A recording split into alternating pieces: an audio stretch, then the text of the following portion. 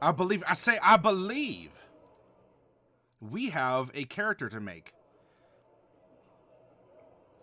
Yeah, we can talk about trading stuff into the orphanage, Hypnotic. Now, for those of you who are new here, this is our custom random character generator. And this is going to take us on a very magical journey, as we don't just create a character mechanically. You know, if you describe your character, and I don't blame you if you do, that this isn't calling anyone out, but we often say, yeah, I have a human wizard. Oh, I'm sorry, a necromancer. Okay. So what about him?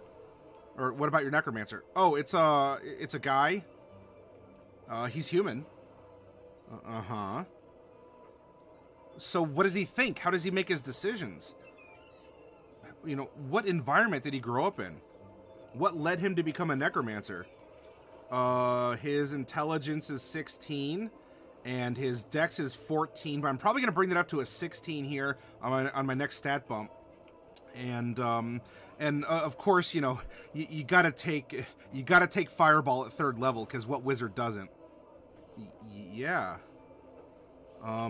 I want to know about your character. Well, that's what I said. You know, he's a human wizard, necromancer. And, you know, I was feeling a little spicy, and I gave him a 12 in con.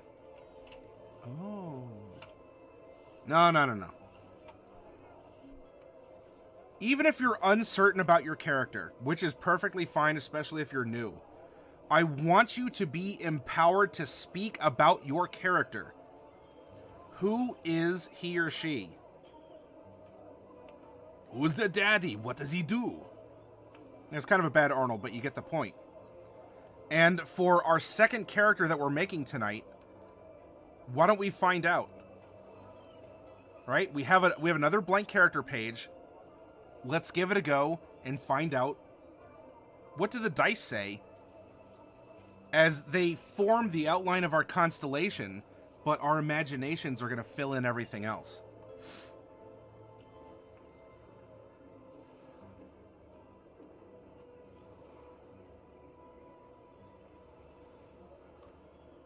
All right, first roll. We're going to roll a percentile to find out, do we have a female character, a male character, or a multi-class character, in which case we'll re-roll. Let's hit it.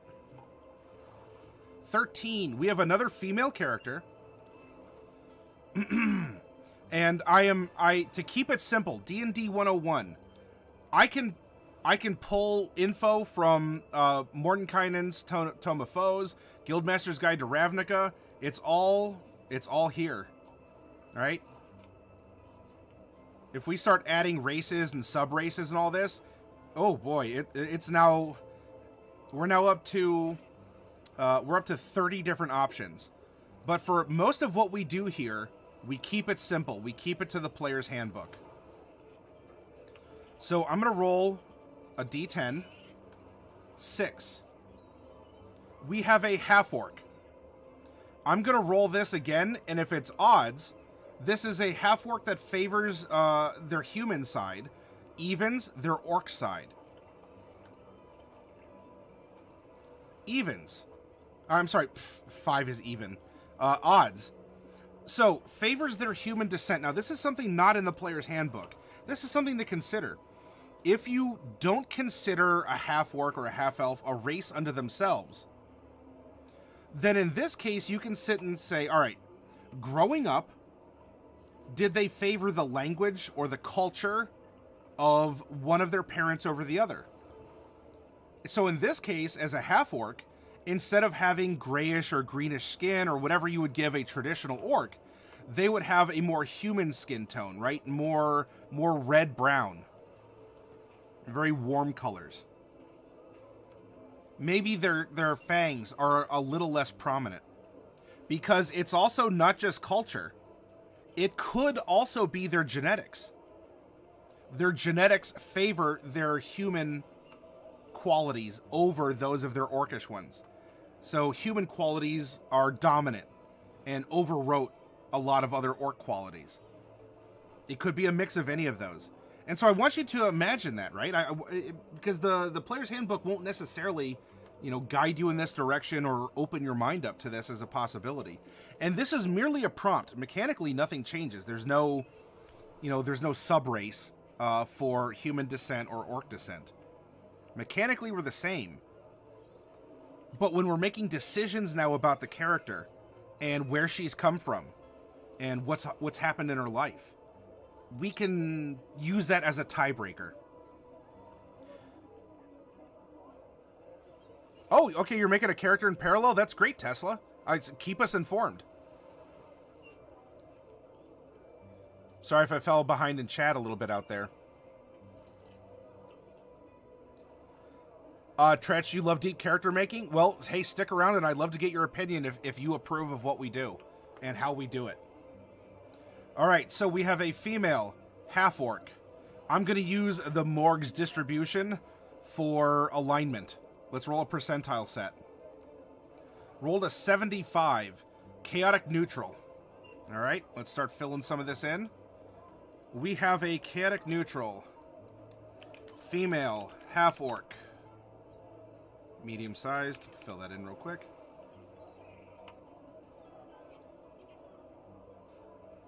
The level at which we will generate this character is also determined by a percentile roll. We rolled a 29. We're going to be generating a level 7 character. Okay. That means, oh, we're oh so close to getting that second stat bump. I'm going to roll a percentile set and find out if we're going ASI, ability score improvement, or if we're going to take a feat instead. We rolled a 7. It's all natural, baby. It's just us. Background sources. Okay. Again, we're only drawing backgrounds out of the player's handbook. But if you were curious, if you had backgrounds from all official printed sources, how many would you have? Why, that would be 62. And then, of course, we can pare this down and just bring it back to the player's handbook. All right, diadems, thanks for being here. I'm gonna roll an 18-sided die. Oh, did I misread it, Daily? I'm gonna roll an 18-sided die. There's technically 13 backgrounds in the player's handbook. This breaks out Gladiator from Entertainer, and Knight from Noble, and Pirate from Sailor, and Spy from Criminal. Oh, all right, well...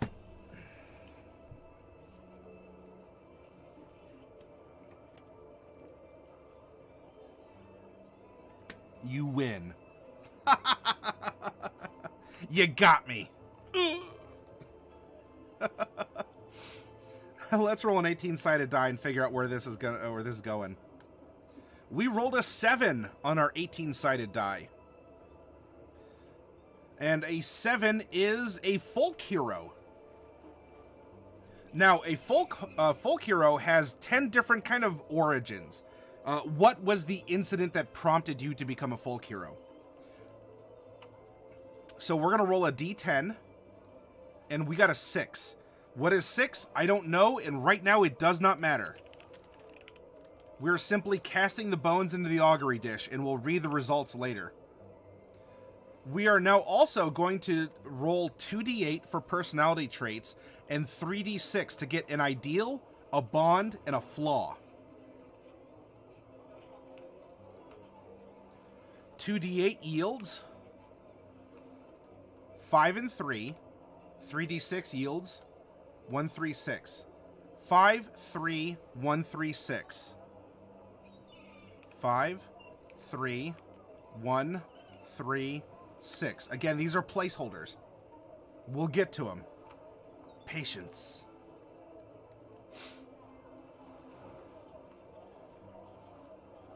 And now you might be saying, wow, this is all interesting, but come on, let's get to the core. What is the class of our character?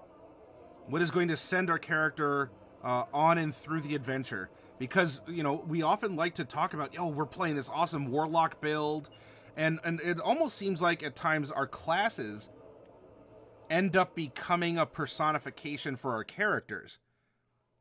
And so if you talk about your character as a class, oh yeah, I'm playing this really good Fey Tomelock.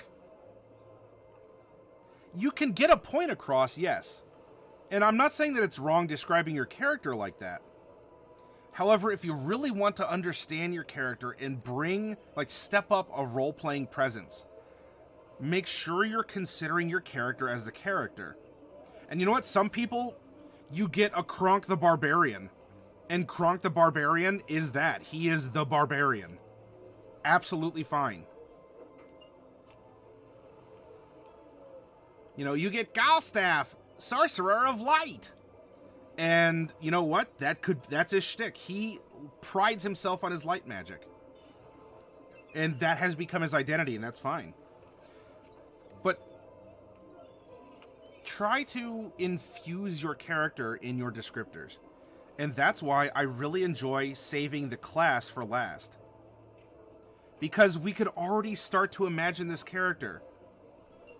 We have this female half-orc. Maybe she comes from a solid home, a broken home.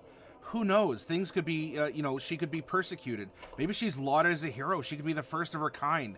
Maybe she was born from a union after a war. And is sort of a prophesized child. We're building and building. Now she's a folk hero of some variety. Okay, I think we're getting an idea. Where is she growing and where is she going from that growth? Now we have this momentum buildup. Rubber meets the road. And let's roll this big, beautiful golden D12 to find out what her class is. 12. We have a wizard.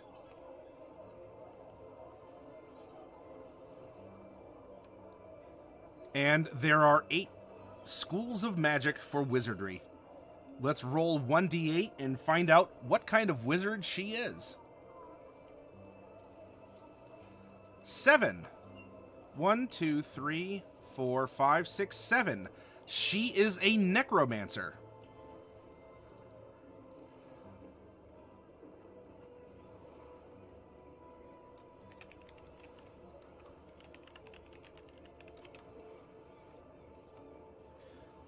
Universal is, no, Universal is not a school, per se, in 5th ed.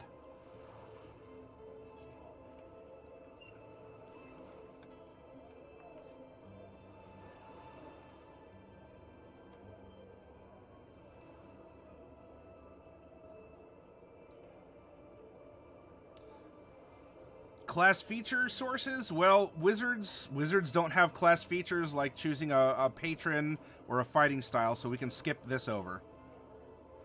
And now we're going to go down and we are going to select...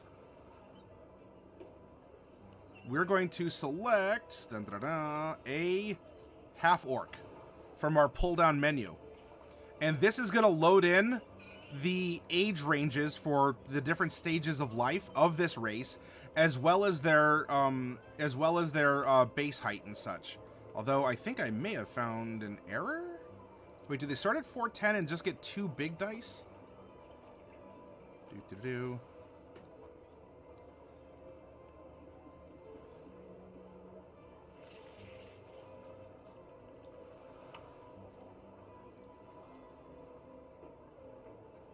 Oh yeah, it is 410. Huh. Alright, anyway, before we even get to that, let's find out how old our character is. And this is something else that I want to stress. Have you ever considered how old your character is? Take a character sheet that you know with some level of intimacy. Now, I want you to age that character, whatever the race is equivalent to us as humans, of 20 years. Same exact character. Nothing changes but the age. And yet, now that your character is 20 years older, or the equivalent, what has changed? Why did your character wait until later in life to explore?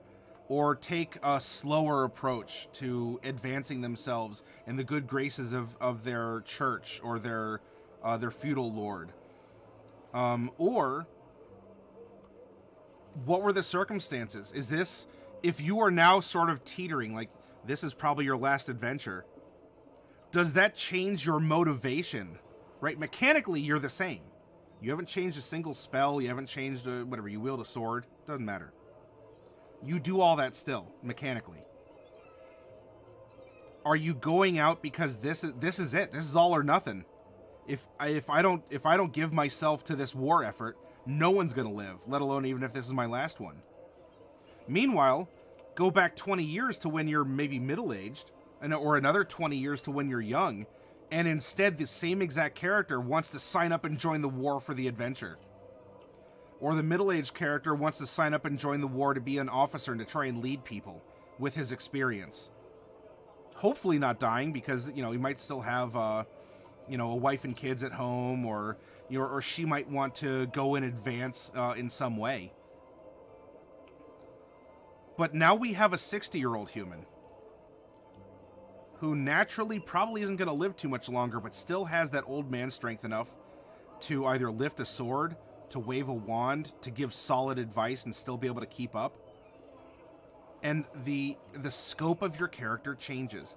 And so I really want you to consider how old your character is, and not necessarily just always run everyone as, you know, scrappy teens or even a bunch of young adults.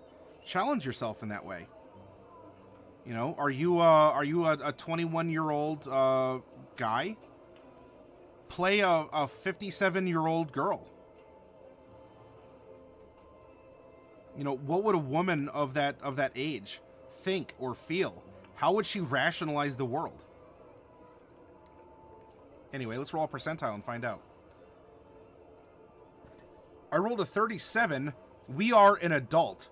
So we're going to add, we're going to roll a 21-sided die and add that to 14 for our years.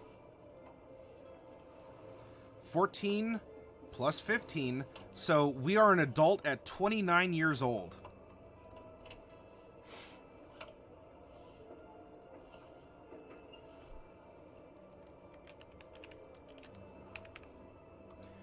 Our base height starts at 4'10". We're going to add 2d10 inches. We're adding 7 inches. So she is 4'17".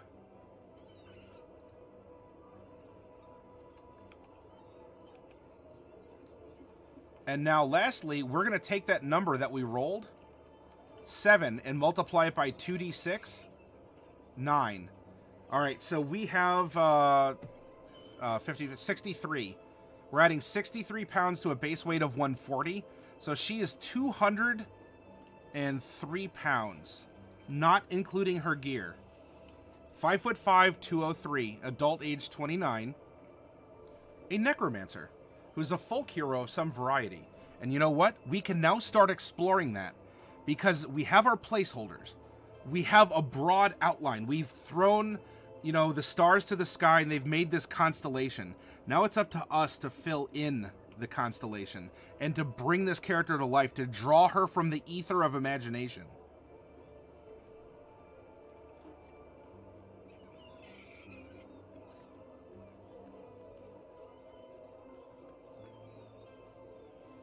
Nope, we're level 7. It's right up here.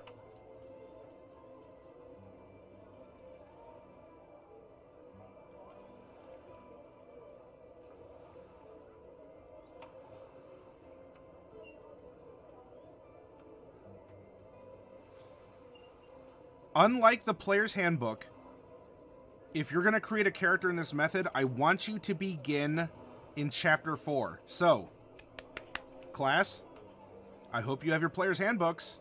You knew this was coming. Chapter 4, Personality and Backgrounds. I want you to go to F for Folk Hero, which doesn't have a fun little drawing, by the way. There we go, Folk Hero. Page 131. And let's find out what our background's going to be giving us. Animal handling and survival for our skills. A type of artisan's tools and land vehicles. So tools All right, I'm gonna put a placeholder in parentheses, a tool, and vehicles land. You know, because we're used to driving wagons, or maybe we had a little shop or something back home in the Not Shire, clearly trademarked.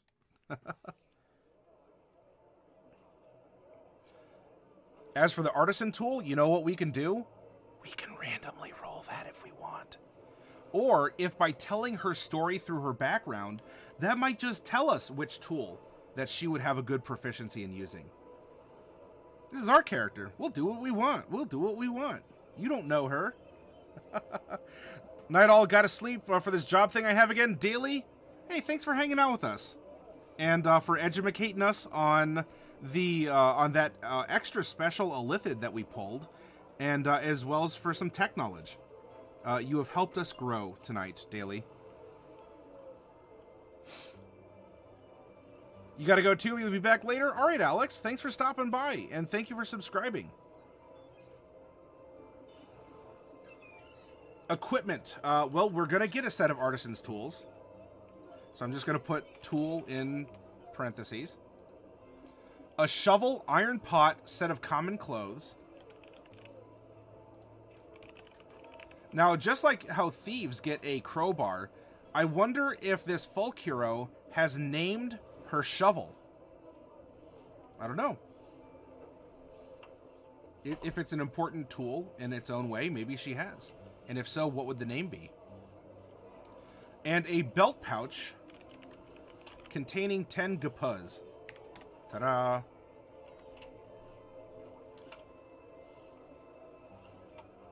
Now, it is time to uncover our defining event. Command Joe, thank you very much for the follow. Welcome. I hope you're enjoying yourself. Can folk heroes be something like a pop singer or actor, famous but not a warrior? There is an entertainer that would actually be more akin to that. And their feature does make them popular among people.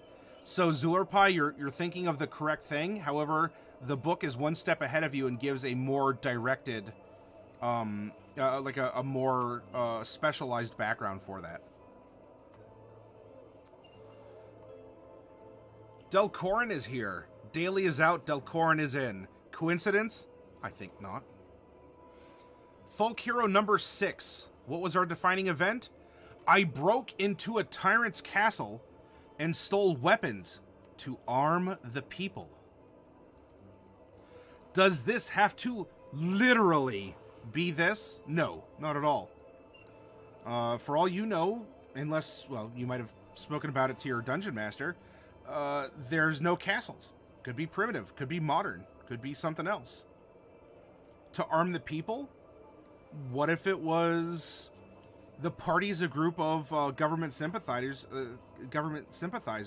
who've been overthrown by the people, and in this case, you know, the mob has taken over the palace, and you broke in to get the soldiers' weapons in order to retake the government and to reestablish some measure of control from a bunch of anarchists.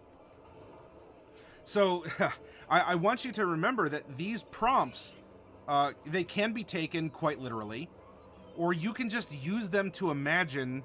All right, so what's presented is we are a hero because we had this kind of a heist. We had this high stakes robbery that was meant to benefit a group that we favor. Though, of course, that sounds very generic and it doesn't sound like folk hero. So writing it this way is a good prompt. Now it's up to us to process it.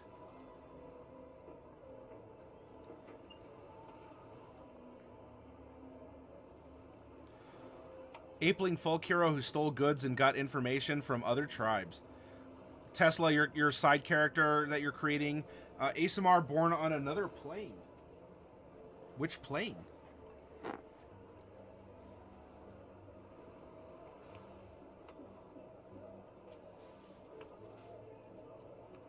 Sorry, cat over here.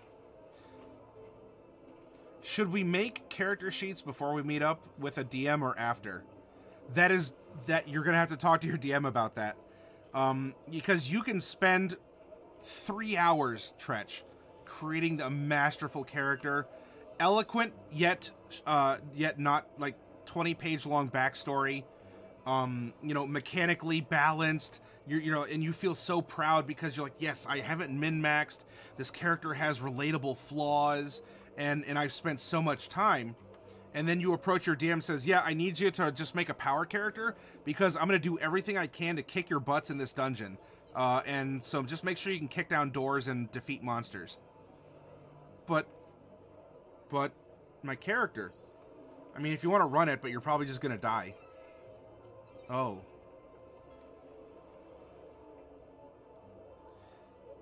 Yeah, you know, making characters is excellent practice, Tretch. So I will say, yes, make characters. Be inspired, because it can also help you improvise with whatever character that you're running. But don't expect that a character you bring to a table will be acceptable.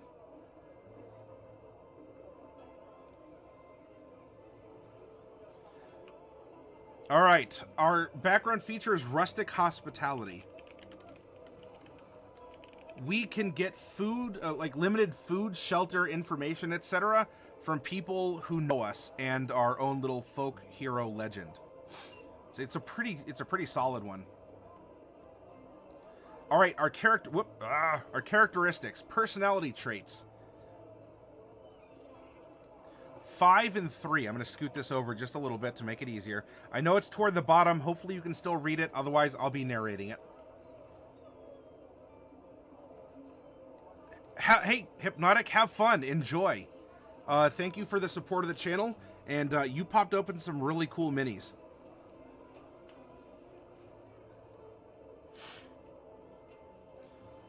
All right, personality trait number 1. Well, our first is number 5. I'm confident in my own abilities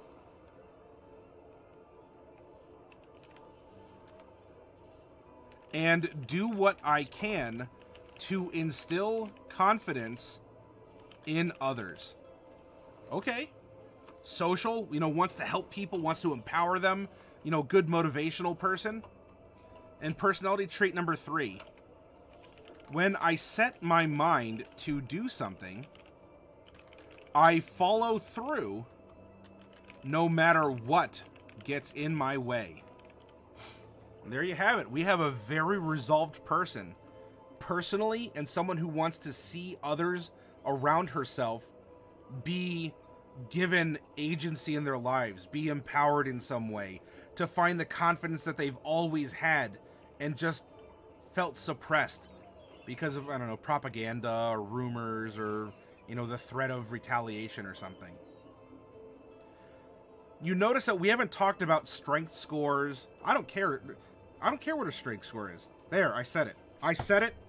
I don't care what her strength score is, and I don't care what her wisdom score is. I care about who she is. Who is our character? Once we determine that, everything else will fill in naturally behind it. But our primary concern right now isn't a spell list. It's not, you know, it's not what magic items she has. I want to know who we have. What happened and why.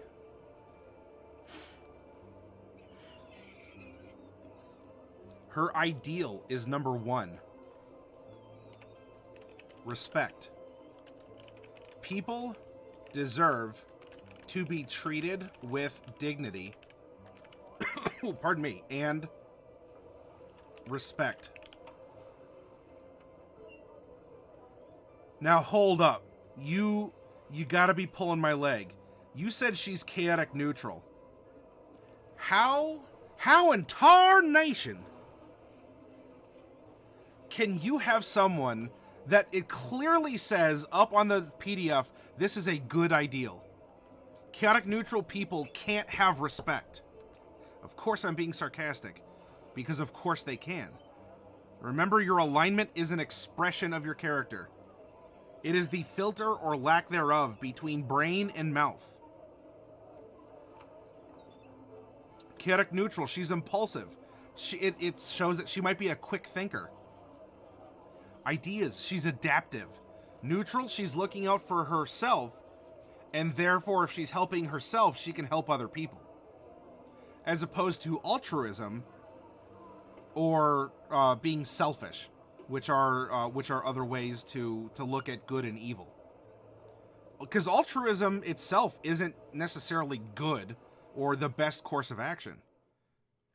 I mean, it sounds nice, but altruism, you know, I mean, any of these alignments, I'm not arguing that one's the best or whatever, right? All of these alignments, though, you know, they have their flaws with their expression, their methodology. Who do you help first? Why? And to what end? In this case, with the ideal of respect, she's doing this because she wants to ignite people. Maybe it's a desperate moment right now. It's 5 minutes to midnight for her. Something's happening. And because maybe whoever these people, the soldiers, the people, laborers, I don't know, pilgrims who are trying to fight back against, you know, a tyrannical, atheistic, or sort of agnostic empire that wants to squash them and their puny beliefs or whatever. I mean, we can imagine all kinds of scenarios.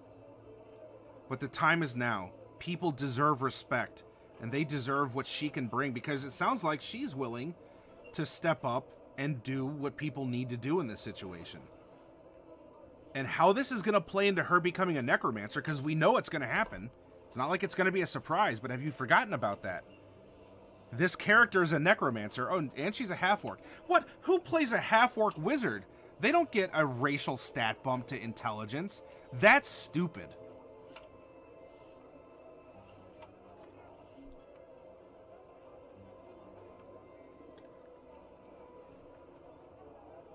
All right. I'm glad I stared into your soul long enough. Her bond is number 3. A proud noble once gave me a horrible beating, and I will take my revenge on any bully I encounter.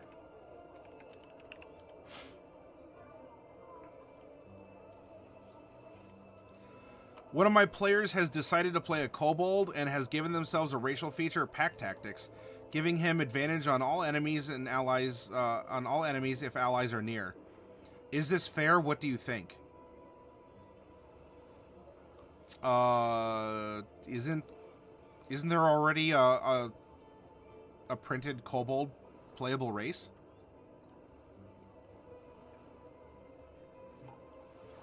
Goblins have something similar. Isn't it in Volos? Doesn't Volos have a kobold? I'd have to open up that that material. I don't have that currently open up, Ozzy.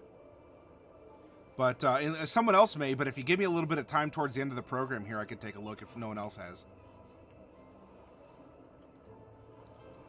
Flaws, because we are all flawed creatures, and if you don't think you are, that's your flaw. And I still win. I gotcha. I gotcha. Her flaw is number 6. I have trouble trusting in my allies.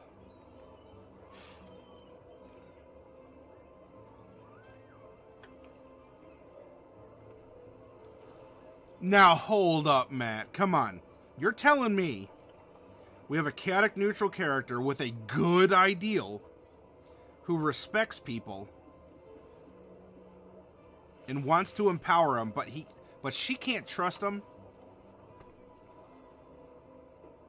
Why, that don't make a lick of sense. It does. Just because she's empowering people doesn't mean that she doesn't have intimacy concerns. And it doesn't just have to be, you know, like romantic intimacy. There are people who can get up and give a speech in public, or look at this platform, look at Twitch or YouTube. How many people do you watch, or that you've heard of, or can you even just easily think of this happening, that can have a near flawless execution when they're in front of a camera? but are absolutely terrorized at the thought of some sort of human interaction. Because they're scared they're going to get hurt, or someone might say something that they don't agree with and it paralyzes them, or like a fear or concern, or whatever. I mean, because it's a weakness for this person. You know, trouble trusting my allies, it could become a fear, or some sort of a phobia. It could just be an origin, or have its origins in the beating, the childhood beating that she received. She may very well have trusted the noble's family. Pardon me. Or, I don't know, let's say that that it was a stern matron who would beat her because, I don't know, her seams weren't perfect when she was doing work. And so, obviously, she's not going to like the matron. But her husband, she trusts because he's a good guy. Or at least, you know, she realizes that he's not a bad guy, but maybe she can't trust him because he's not doing anything about the situation. Why won't people act? Why can't I have to be the one to always ignite the fuse? I can't trust anyone but myself to confront all this crap that's going on in our world. Right? It could be a bombastic lack of trust. It could be lashing out in as an assault, as a defense, sort of a lack of trust. That could be the entire impetus of her adventuring career, going into this background, becoming a folk hero. She did it because she couldn't trust anyone else to do it. And here they are, their noses are getting ground into the mud or worse. And people people incessantly complain about their lives. Incessantly. Like it's a curse to be alive. And yet none of them do anything about it. None of them try and be better people. None of them try and take down the tyrant that's rubbing their nose in things. None of them are trying to go out and find a source of strength, spiritual or physical or whatever, mental. And she saw this and saw this and saw people just so beaten down, and it upset her. And so she would step up and do what others wouldn't be willing to do. And now we have this awesome firebrand character with an entire motivation to learn, to study. If she can't trust living people, who can she trust, everyone?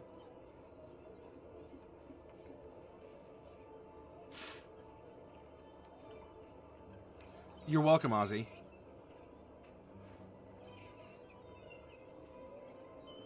Crying Wolf, zombies. She is a necromancer. If I can't trust the living, I can trust the dead. And so she learned to make her own friends. Because they take her commands. They respect her in their own way. Now, she does it for the living. I mean, she's not trying to enhance the quality of life for undead, I suppose. Maybe she could. But now we have a reason why our half-orc, who might have been mistreated because of her lineage or whatever, you know, if we're talking about nobles, and we have like a scorned matron, what if she was a bastard child? Right? An embarrassment to the family. Her father ended up, I don't know, I guess sleeping with an orc out in the fields of war. Brought home a little half-orc baby from the campaign. Technically, I mean, there is noble blood. She displays, again, you see where the tiebreaker comes in? She predominantly displays human traits. In fact, maybe even those teeth were pulled so that no one could suspect that she had tusks. But she kind of has two big gaps in her jaw now. Right? Maybe she resents being modified, if only by the browbeating, you know, shrew noble wife. Because of her husband's infidelity. And instead of, instead of accepting this child in some way, even at least being tactful about it, she's being petty and vindictive.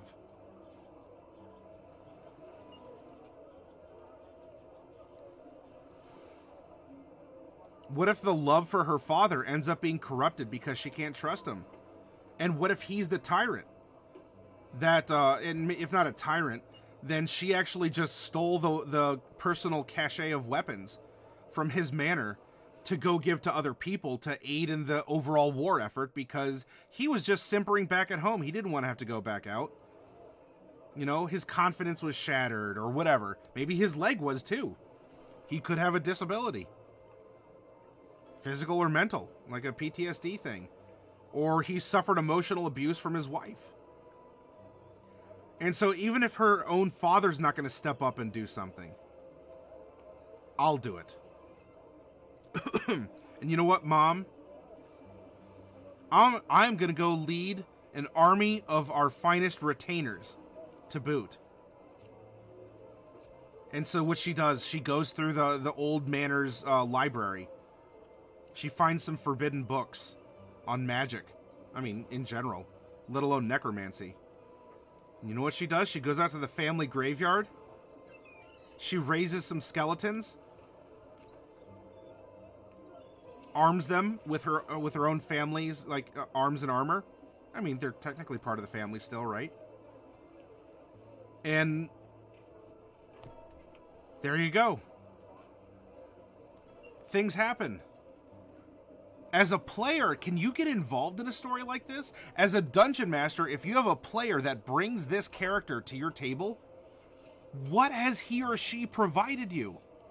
A plethora of information to incorporate into your story that will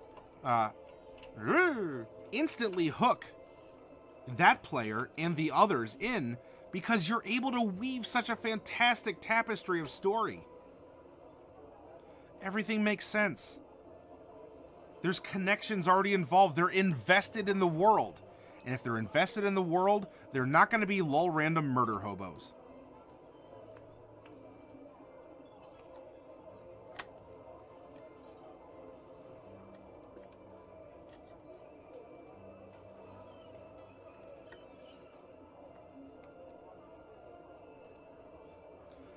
Why not bring back a white that could have been more advanced for her? If this was like, you know, my first skeleton kind of a thing, Crying Wolf. Age of Tesla says, short notes, lawful good, ASMR, born on a psychic plane, stretched to merchant parents, became a bard to inspire people. Moral convictions tested in crime, a character assassination of a powerful wizard.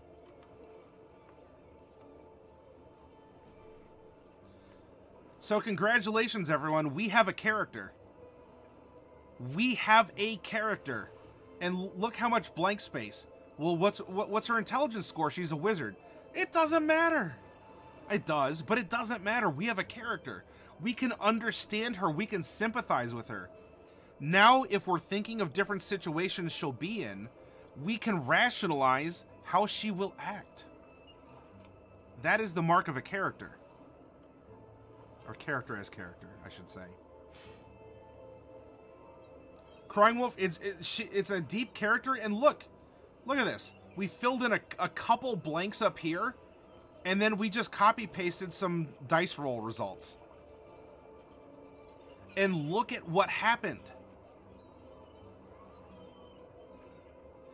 Isn't this an awesome hobby? Hello, yellow, yellow, yellow.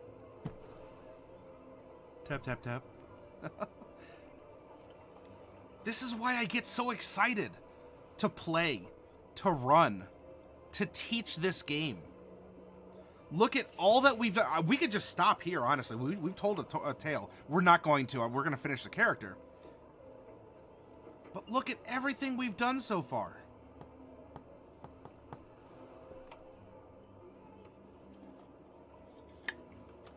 Reload. Chink.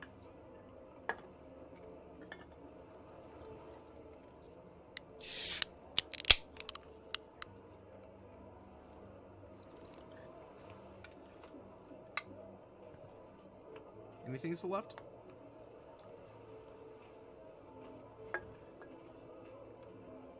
All right. What do we get now by virtue of being a half-orc? Our strength score increases by 2. And our constitution increases by 1. Marcus Beast, thank you very much for the follow. Welcome aboard. I've been lurking for a while, but it's been fascinating to watch this take shape. Well, I'm glad, Willow, and it'll continue to do so. Let's keep up the momentum. Your water or milk? Well, unfortunately, I don't have those presents, so you'll have to take that cheer instead, I'm afraid, Venlin. All right, so we have strength and constitution.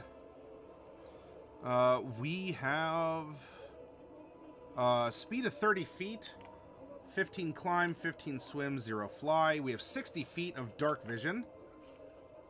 Menacing, we have a proficiency in the intimidation skill.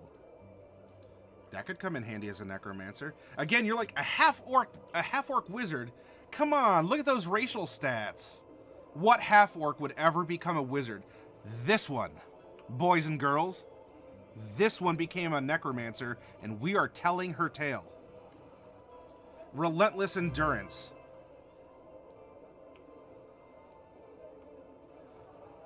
Oh, sheeps. Thank you for the bits.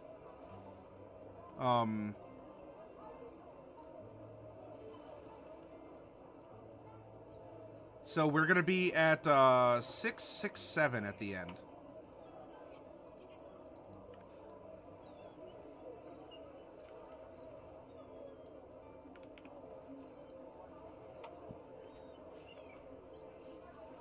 I had a homebrew campaign where I saw a bunny with a stick of dynamite and lost my save against its cuteness. I saw the store it came from, pointed him towards it, and lit it. Evil campaign. The other bunnies cheering him on as the store imploded. Across town, my arch nemesis and neighbor, Dinkelberg, blew up a pet emporium. I got cursed with him as a neighbor for angering the trickster god Loki. And another god for worshiping a god that gave me immunity to poison. That is quite. Wait, so in this evil campaign, was it? I mean, so you had to face the backlash for the evil deeds, and those were the conflicts that you had to overcome. Yeah. Well, oh sheeps. Hopefully you can pound out an ad or something on the side, and.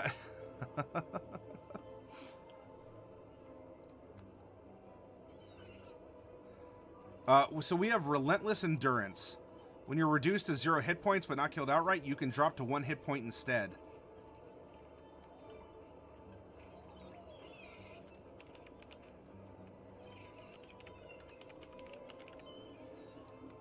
Now let's just stop there. Our fledgling necromancer ends up taking a hit. It would have been a lethal hit otherwise. Right? Blood is welling from the wound.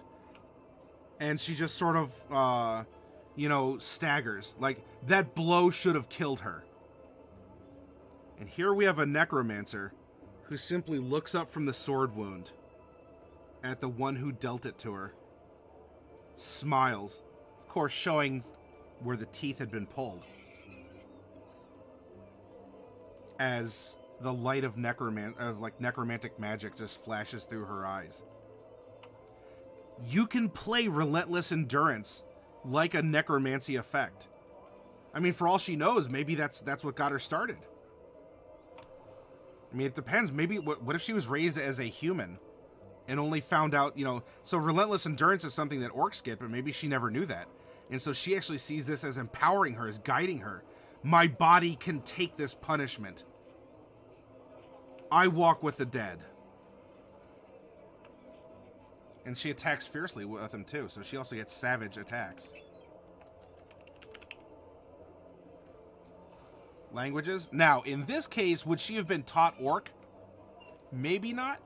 So as a DM, as a PC, you can go to your DM and say, look, here's the situation. I doubt her parents would teach her Orcish. Even the father, if he's going to be as kind of a browbeaten as he is. Can I take another language instead? Oh yeah, sure. They're nobles with they're noble ties with dwarves. You can speak Dwarvish. Cool.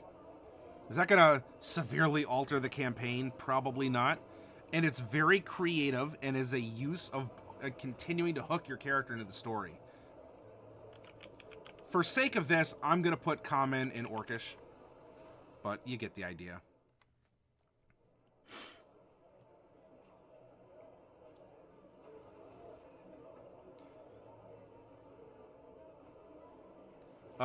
You had your game of it was Rocket League. Maybe I got mad because I was playing badly? Aw. Well, Hypnotic, hey, hang out with us and relax and de-stress. Let's think about constructive things. The spreadsheet. Certainly not as good. Hey, Bubonic, it doesn't have to look pretty as long as it's functional.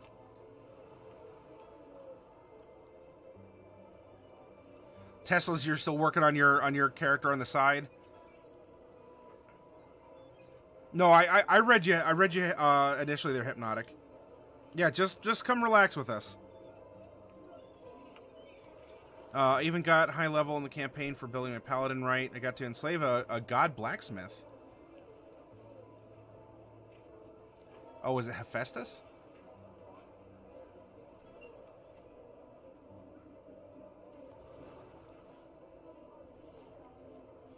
A 4-year-long campaign. Wow. And it was every 4 days. To play for 12 hours a day? Oh my goodness.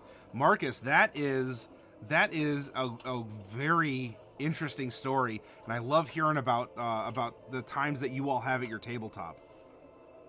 While I may be on a soapbox sometimes talking about the content we're presenting, I love hearing about this stuff, and you are free to share that as much as you'd like here. No, gamer, Hypnotic Gamer, you don't need to stay silent. You could be involved in this.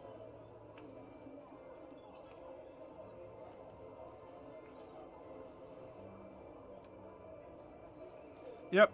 Hypnotic, you're with good people here.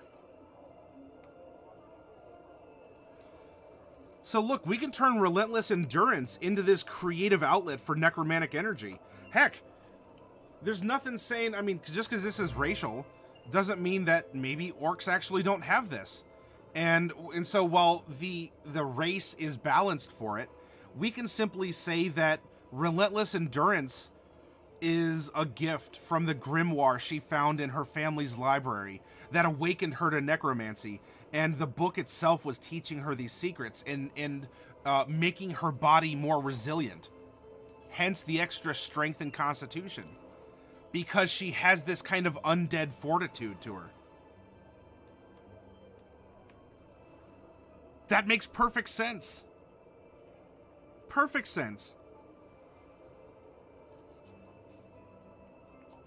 Minimum height. Oh, so you have a shorty. Well, you know, that's fine. Just kind of extend the wings up a little bit more.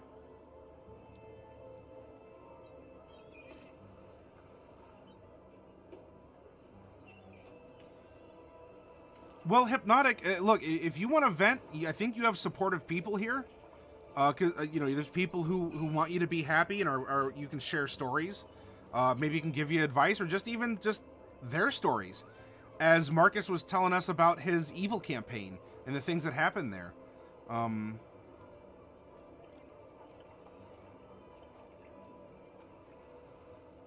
Oh, Sheeps put in her 2 cents. And there we go, ladies and gentlemen. Our evening is complete. I'm Matty Morgs, and you've been awesome, and I'll see you... No, just...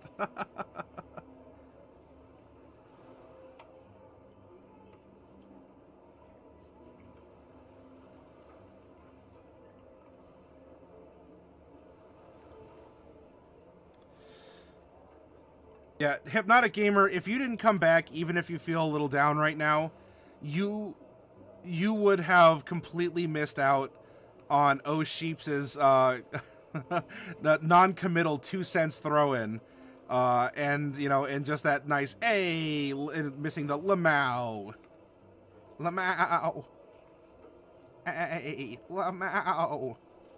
I can meme too.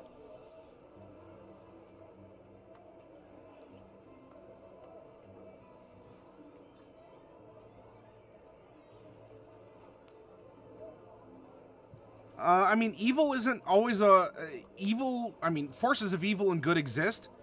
The concept can be very black and white. However, the choices, the actions, the reasoning, it's all a matter of perspective and context.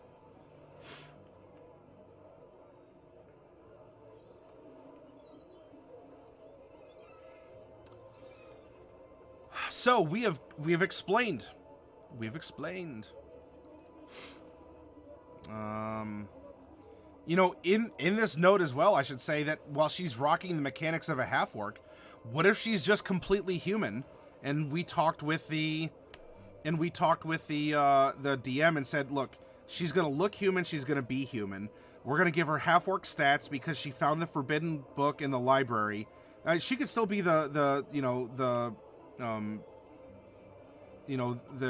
child or the love child of the father who's away on the battlefield or whatever, who is still rejected by the mom. It doesn't have to necessarily turn into, you know, one race versus another. And we just say, we're going to use the mechanics of a half-orc. She's going to look human, and her necromantic power, awakened by her study of necromancy, is going to give her these traits of increased strength, constitution, relentless endurance, and savage attacks. Makes sense, 100%. And hopefully you as a DM would consider that and say, you know what, that's really cool, and I can work with that still. Everybody wins! Hey! Everybody wins!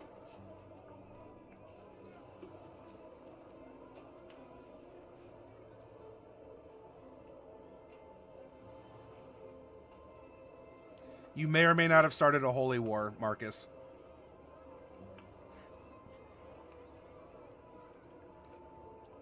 You had to dance as a cabana boy. Ah, yes. Gods are fickle creatures. There you go. Now, we are a wizard. Classes. Wizard.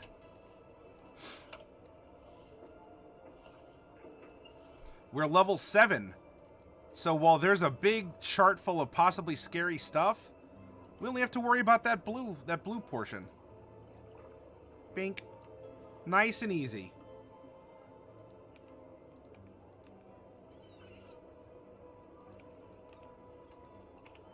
So there's our spell slots. We're going to get our hit die is D6, and so we get 7 D6 hit die. As we're level 7, convenient. No armor. No weapons, limited. I'm just going to put, like, wizard weapons. No tool proficiencies. Intelligence and wisdom are our saving throws. And now we're going to get to choose 2 from Arcana, History, Insight, Investigation, Medicine, and Religion. Let's see. Confident with my own abilities. I set my mind to do something and follow through.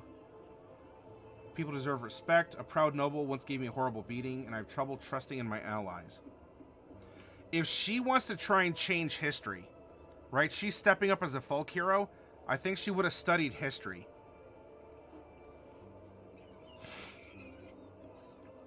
I also think that Arcana would come from her studies, be they from her self-absorbing information or this book having granted her information over time. And if you have a different suggestion, hey, throw it out there. Just because I want history and Arcana doesn't mean that you don't want something else, and you could probably make a better argument than I can for my skills. Venlin.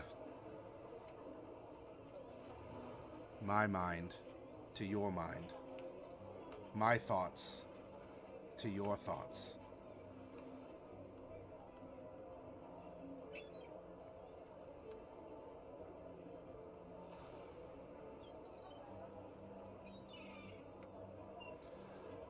Next up, some starting equipment. A quarterstaff or a dagger, a component pouch or an arcane focus, a scholar's pack or an explorer's pack, and a spell book.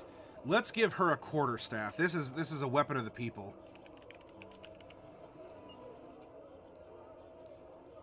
And let's give her a component pouch.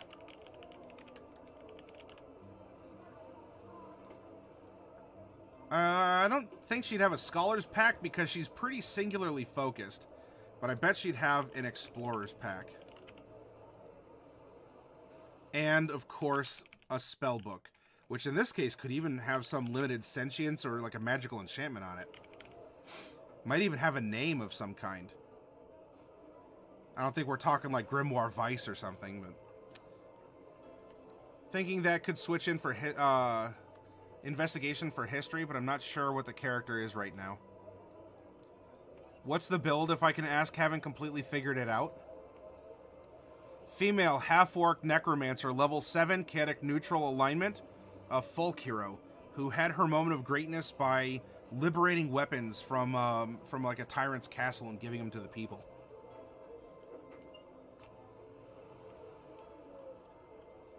Yeah, coffee, exactly.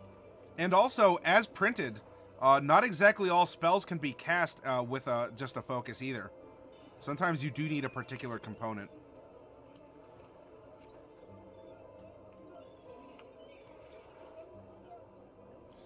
What is next? Spell casting, not going to worry about that. Not going to worry about her stats. Her stats do not matter right now. She's going to learn Arcane Recovery.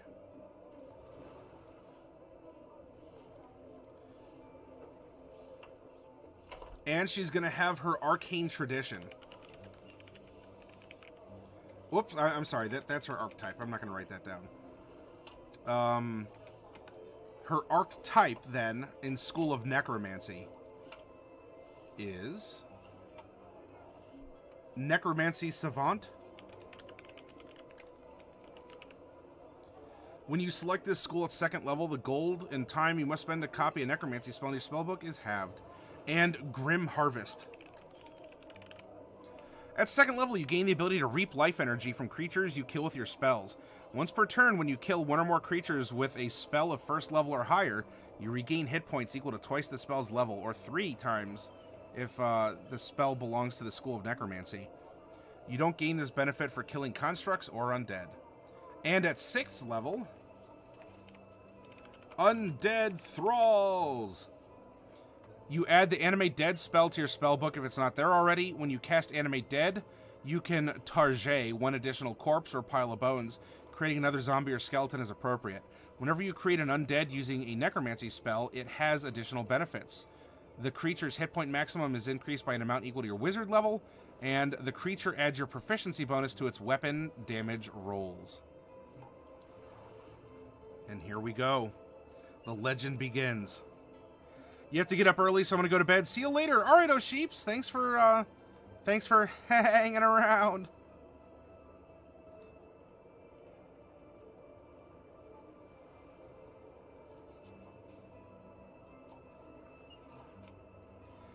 Verg, is there a place you can plug for the clean PDFs? Charvar. And if you want like regular clean ones, Charsheet.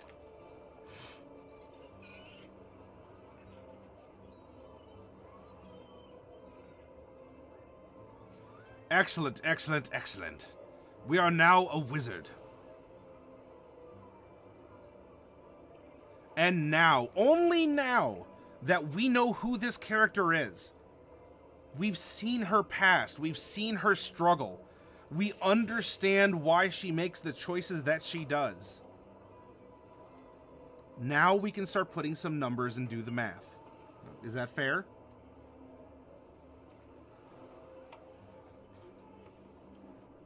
You're very welcome, Verg. Ooh, pardon.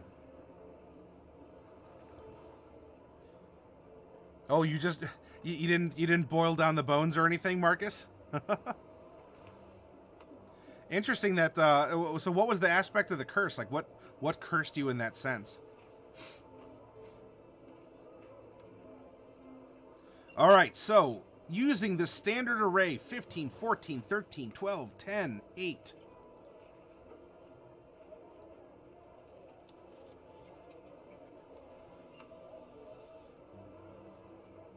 I think...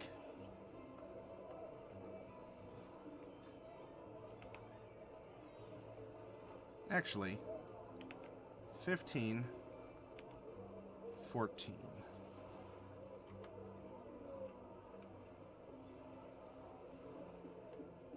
And how potent was the gift she was given? If she was human before this transformation, she might have been. She was brought up with nobles, probably educated. So I think they're 15 intelligence. Now you can make. By the way, you can make a wizard with a low to moderate intelligence, and they're effective. Don't think you can't. It's difficult to make a truly bad character in 5th ed. Like, you have to really go out of your way to do so.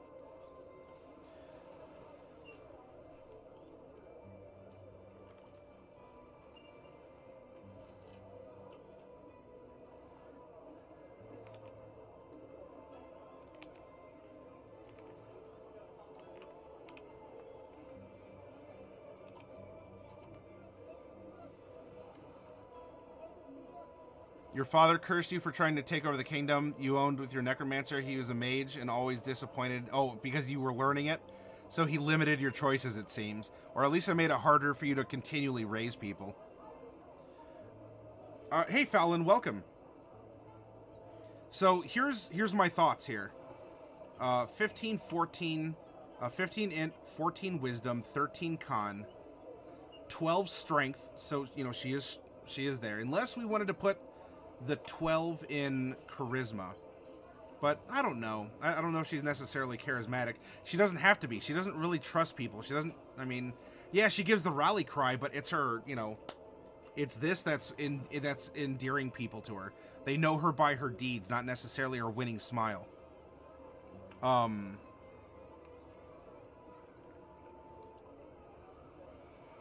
But her dexterity has suffered. She really does need to do some undead yoga. But you know what? That's fine, because she may not be able to dodge out of the way of stuff in time all that often. But look at the hit points she's going to get. Look at the fact that she regains hit points from her kill spells. And look at the fact that she also has relentless endurance. I think she's going to be okay. Whoop, 154 constitution. So, this is going to go up, this is going to go up. At level 4, we're so close to our second stat bump. At level 4, though, we do get to boost something up. And so, we can boost up her intelligence if we want. We can do it by 1. We can do it by 2 if we really want. Although, here's a fun little trick that I like pointing out. Let's say that we just want to bring her intelligence up by 1. And you say, oh my gosh, I have a floating 1 to put into an ability score. Well, this sucks, because I'm not going to get another bump. If you want mechanical benefit from floating 1 point in a score, put it into strength. You receive mechanical benefits from your strength score. Your push, pull, drag, carry, etc. So you may not be able to swing a little harder or more accurately, but you can heft more. You know, there are some things that maybe that can act as a tiebreaker. So if you ever do find that you have a spare 1 and you don't really have plans for it, throw the spare 1 in your strength, and you'll still get something from it.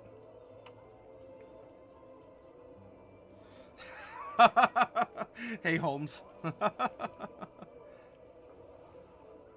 Yeah, 154 con, the literal meat tank.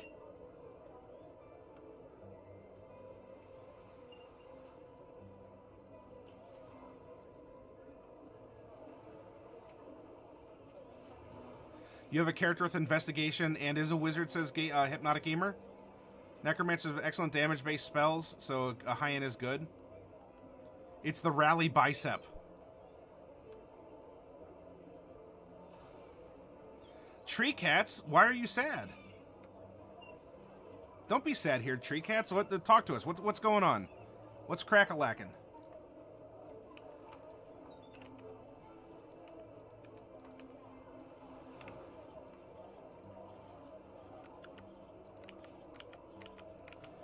By the way, who needs to be stealthy when you have undead backup and the fact you can take a lethal blow and your focus sash will keep you going, let alone your necromantic magic.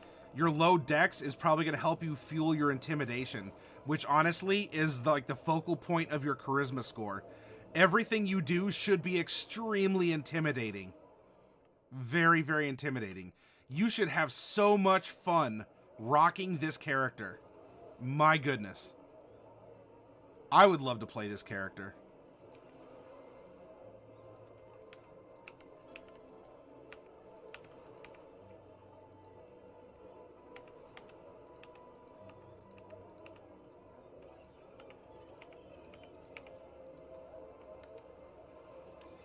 Passive perception, 10 plus perception modifiers. That's a 12. Our armor class is 9, everyone. Our armor class is 9. And our initiative is -1. And, everyone, she has earned a name. She is no longer a pile of stats. And so you can address her by whatever you'd like to address her. You know, what is resounding with you? What kind of a name would someone like this have? Now, for hit points, at first level we get our maximum of 6 from our hit die. For our 6 other levels of our 7, we get half plus 1 hit points from our hit die. So half of 6 is 3, plus 1 is 4. Then for all 7 levels, we get bonus hit points equal to our Constitution modifier. So that's an extra 14 hit points. Not too shabby, huh? So we have 44 hit points as a level 7 Wizard. And when we swing our quarterstaff, we're swinging at a +5. And it's going to deal 1d6 plus 2 bludgeoning. Unless we're swinging it in both hands. In which case it's 1d8 versatile. To attack with our spells, we're hitting at a +6. And to save against the effects of our spells, we add 8 to that, so 14. Isn't that great? You got just this tough as nails muscle wizard who's a necromancer coming after you. If I was a tyrant, I would definitely be filling my britches.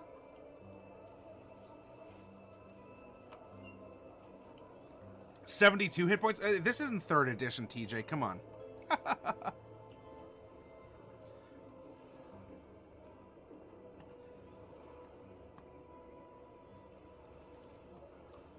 Probably going to be spouting off my D&D stories. Yeah, Marcus, this is the place to do it. You're sitting at a table in a game store. Have at it. Feel free to. Share your enjoyment with us. Share your stories. And Holmes, thank you very much for the follow, if I didn't say that before. Fallon, you want to name her Piella Stazz? Cassandra Blacktooth, Sage of the Fleshless Hand.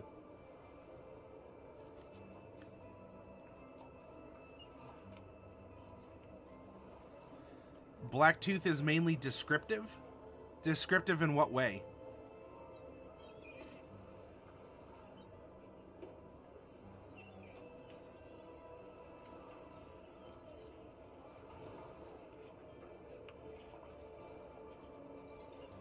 Oh, it's very, to lure you with pleasures of the flesh, Marcus.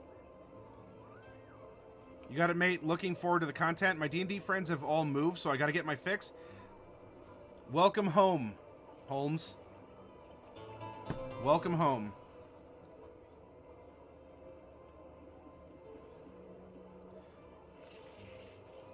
Paella Stazz. Man, I kind of want to have some paella now.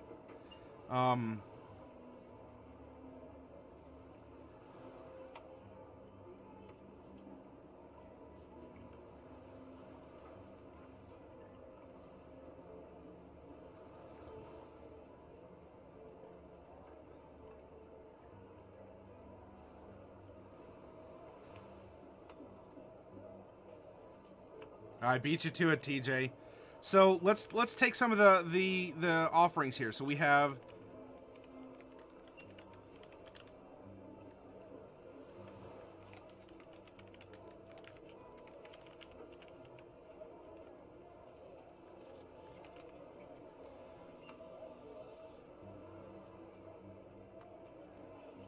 he wasn't able to lure you down the dark and winding road.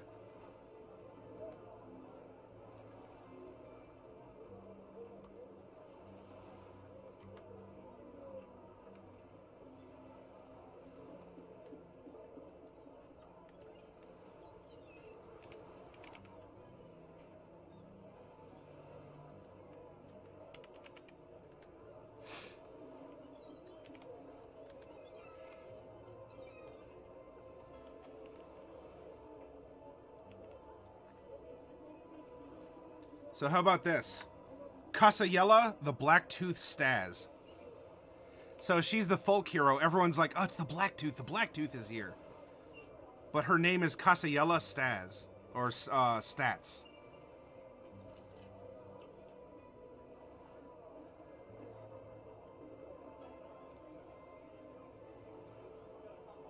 Oh yeah, Bubonic, you can do so much more with just this simple setup. Your lawful good drow, she is currently dealing with the fact she's trapped in the castle of the Elven Queen. Her only two thoughts right now are, at least it's not Mum, and, oh shoot, it could be Mum. Thank you for the update on that. And if you want to put in some more detail too, TJ, I'd love to read it. Ooh, pardon me. All right, so we've been filling in a lot here. She is almost complete. Couple more things then. Whoop. That's almost what's the test? Briggs Stratton test? I think that was it. If I recall correctly, I'm an ENFJ. But anyway, her spellcasting ability isn't her personality. It is intelligence. And she has a 14 to save, plus 6 to hit. Wizard. Prepared spells equals her wizard level plus her intelligence modifier. So that's going to be 7 plus 3. So she can prepare 10 spells off of her list that aren't cantrips. By level 7, she has 4 cantrips that she knows. 1, a 2, a 3, 4. 4, 3, 3, and 1. At first level as a wizard, you get 6 spells in your spellbook. 2, 3, 4, 5, 6. Every level thereafter, you automatically can put 2 spells in your spellbook. Of course, as a wizard, you can also buy every spell if you really want. So, going with the bare minimum, if she doesn't get any more spells, then this is what it's going to look like.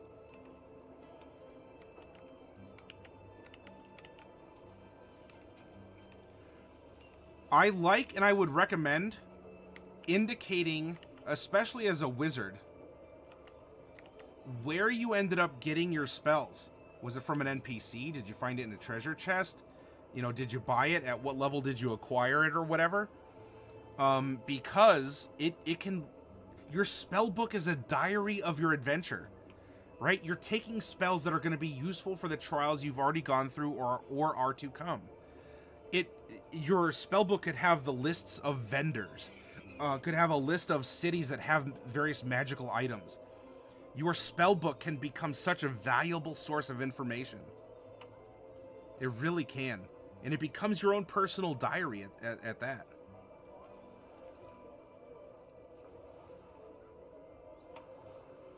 Two, 3. Oh, that's supposed to be a 4. Then these are supposed to be 5s.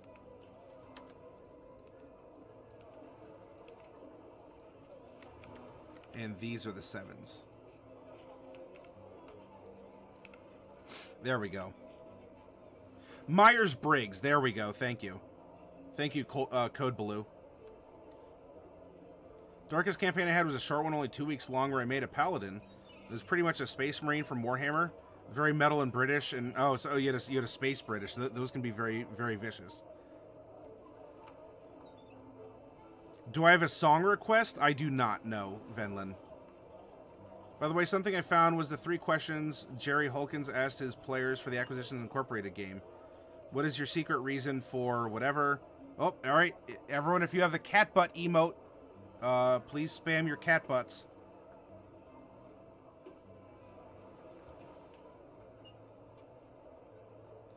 No, I don't have a song request because I don't want to have any sort of copyright strikes. Oh. All right, now for the touch, all right? Something to consider,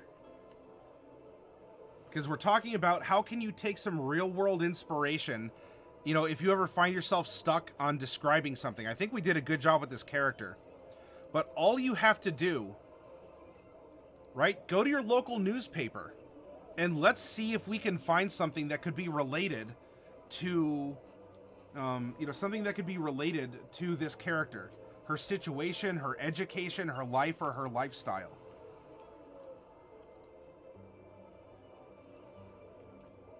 So when we do this, what are a couple things that are just popping up here? Let's see. Well, all right, so it's a newspaper. There are obituaries. We have a necromancer.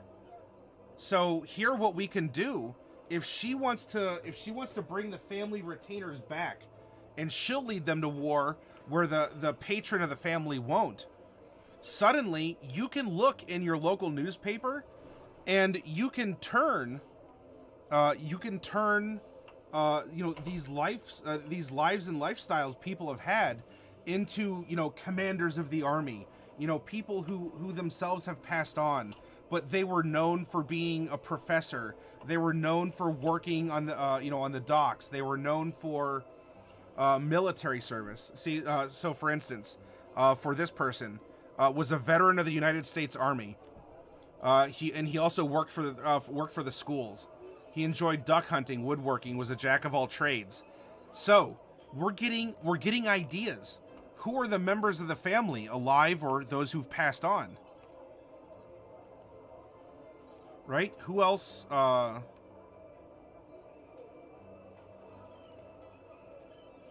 So we have Missy Castleberry here.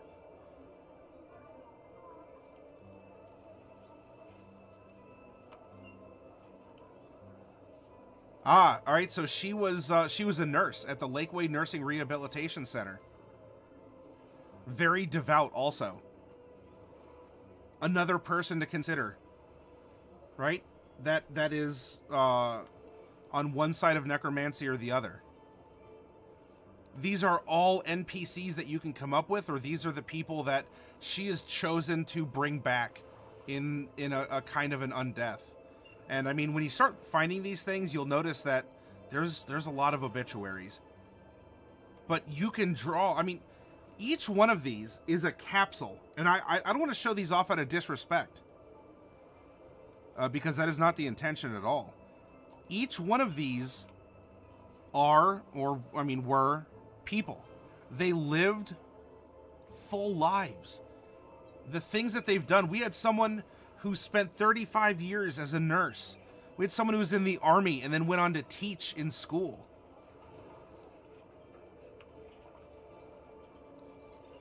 A sports fan, and he was the manager of the 68-69 Sandusky High School basketball team. He was a Little League coach. President of the Athletic Boosters Club. All of these people have, look at this, from 1952. Lifetimes of things that people can do and learn in relationships and families. Right? How about this? You want to talk about reviving soldiers to fight? A cemetery walk Saturday to focus on Union heroes from the Civil War.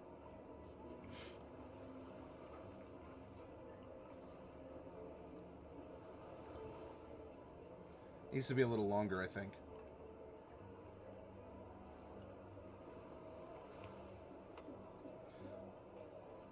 Night coffee. A pet army? It's Pet Cemetery. Boom. Here you go. He died during the war, said Angstat. who said you'll have to go on the tour to learn more about the Doctor's heroic service against the rebels. Could this be playing into folk hero stuff? It's all right here for you, everyone.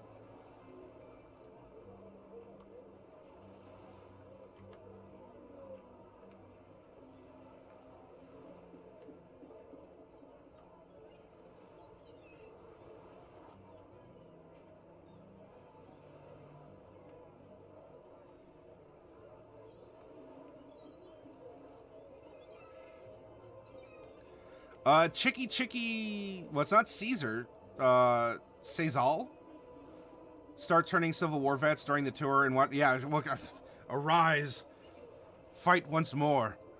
But you can see if you're stuck and you say, I want a character like this, but how, what could she do? I think we already had answers, though I want to make sure that I'm driving this point home.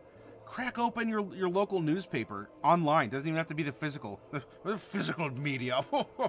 Who does such a thing in this day and age? And look at what you can find. Plenty of inspiration. It's all right here for you too. Look at this. Park rangers from Perry's Victory and International Peace Memorial in Put in Bay will be wearing War of 1812 clothing and showing off some of the equipment U.S. soldiers used when they battled the British during the war. It's like Caesar with salad. Ah, okay. Oh, Cezal. Cezal. Okay, Chicky Cezal. Thank you very much. I will do my best to remember that, and if I don't, please remind me.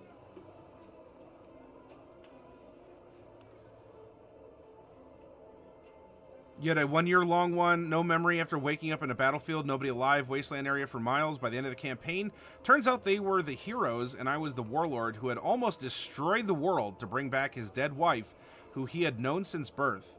I didn't know how to character because that's how my DM played, and I had visions of her every now and again. Oh, weaving in a mystery. TJ was continuing with your lawful good drow. My character has a real complex about powerful female elves and elves in general. As a result, she went into full shutdown mode and is currently looking for a way to get out as politely as possible. And when you play into those cultural norms, it can make things a lot of fun, TJ, and it can really challenge you as well. And I'm sorry I missed your thing above because there's cat butts and I was on a bit of a soapbox.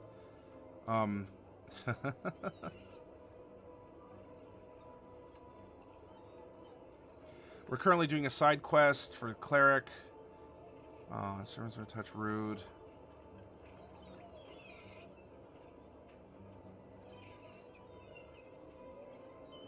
Oh, okay. Yeah, so you beast-shaped in that case. Hey, one of our Tuesday characters has to deal with with an entity, a fey entity named Jack.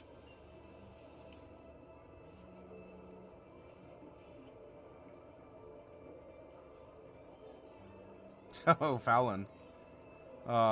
Interesting. I miss D&D. I wish I had a group to play nearby, but nobody I know plays where you're at.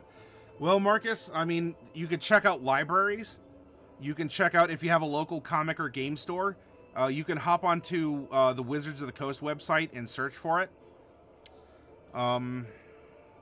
There's different message boards you could ask around as well. And I hope that you'll be able to find a game. I mean, heads up ones are a lot of fun. You know, if you want to go roll 20, I know that there's a bulletin board system there too. Oh, okay. Gotcha. Well, you know, for tonight's project, everyone.